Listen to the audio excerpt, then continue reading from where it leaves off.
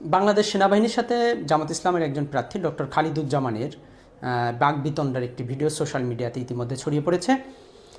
Doctor Khaliduzzaman Dhaka 17 আসনে জামাত ইসলামের প্রার্থী এবং একই আসনে বিএনপির চেয়ারম্যান তারেক রহমানও কিন্তু প্রার্থী রয়েছেন।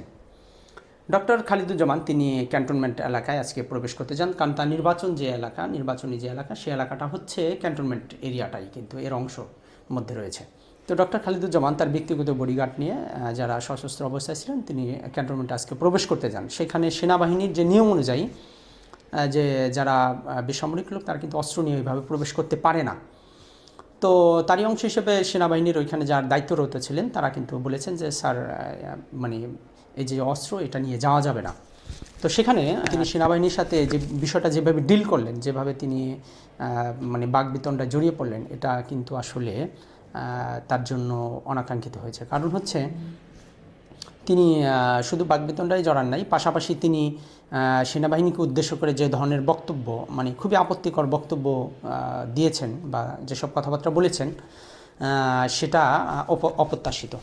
তো সেনাবাহিনীর কিন্তু সেখানে যে সদস্য ছিলেন তার কিন্তু বডি ক্যামেরা ছিল, তিনি হয়তো খেয়াল করেন নাই বা তিনি খেয়াল না করলে পরিস্থিতির মধ্যে পড়ে তিনি যেভাবে বাকবিতণ্ডায় জড়িয়ে পড়েছেন, এতে কিন্তু প্রার্থী হিসেবে তার যে অবস্থান সেটা কিন্তু আসলে প্রশ্নবিদ্ধ হয়েছে। কারণ হচ্ছে দেখেন, তিনি তার অভিযোগ থাকতে পারে, তার বিভিন্ন ধরনের অভিযোগ থাকতে পারে, অবশ্যই তিনি সেটা নিয়মতান্ত্রিকভাবেই কিন্তু সেটা উপস্থাপন করতে হবে। কিন্তু আপনি অভিযোগ আছে বোধহয়, আপনি কিন্তু একটা বাহিনী, সেনাবাহিনীর মতো একটা বাহিনীকে প্রশ্নবিদ্ধ করতে পারেন না।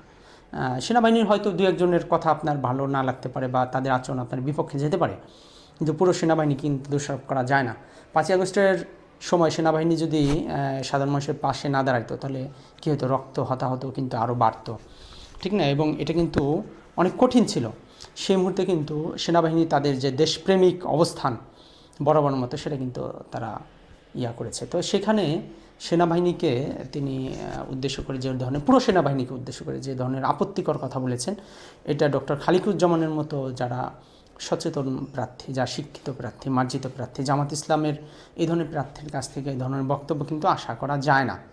এই যে তার যে আচরণ, একজন জামাত ইসলামের একজন প্রার্থী হিসেবে তার যে আচরণ, সেই আচরণ কিন্তু অন্যান্য প্রার্থীদের সম্পর্কে কিন্তু আইনশৃঙ্খলা বাহিনীর কাছে কী মেসেজ দেয়, এটাও কিন্তু একটা বিষয়। সুতরাং এইসব আচরণ থেকে জামাত ইসলাম প্রার্থীদেরকে কিন্তু সতর্ক হওয়া উচিত। তা না হলে আসন্ন যে নির্বাচন, সেই নির্বাচনে সাধারণ ভোটাররাও কিন্তু শঙ্কিত থাকবে। জামাত ইসলামকে মানুষ পছন্দ করতেছে বা তাদের দিকে কিন্তু মানুষের একটা জোয়ার গেছে। কেন গেছে? জামাত ইসলামের আচরণ যদি বিএনপি আওয়ামী লীগের মতো হয়, সাধারণ অর্থে বলতেছি, তাহলে আপনারা তো সেই একই হয়ে গেলেন, ঠিক না?